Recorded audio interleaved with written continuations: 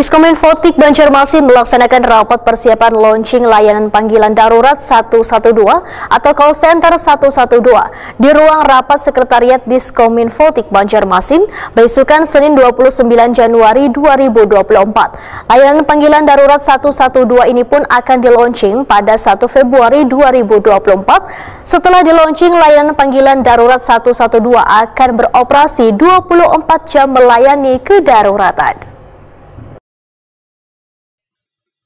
Diskominfotik Banjarmasin melaksanakan rapat persiapan launching layanan panggilan darurat 112 atau call center 112 di ruang rapat Sekretariat Diskominfotik Banjarmasin, Baisukan Senin 29 Januari 2024.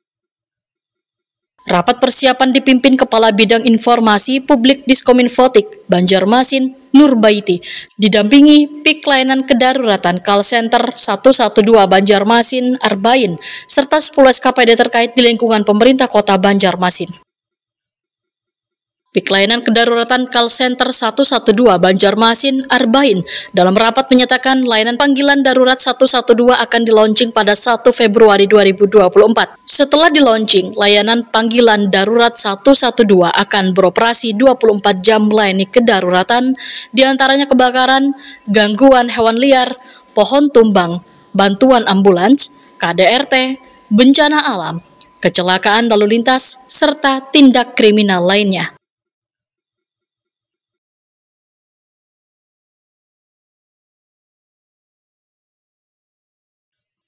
Menurut Arbain, layanan emergensi KAL terpusat 112 untuk Banjarmasin telah aktif mulai tanggal 29 Januari 2024. Bentuk layanan diberikan merupakan layanan darurat terpadu yang dapat diakses oleh seluruh warga Banjarmasin secara gratis dalam 7 kali 24 jam.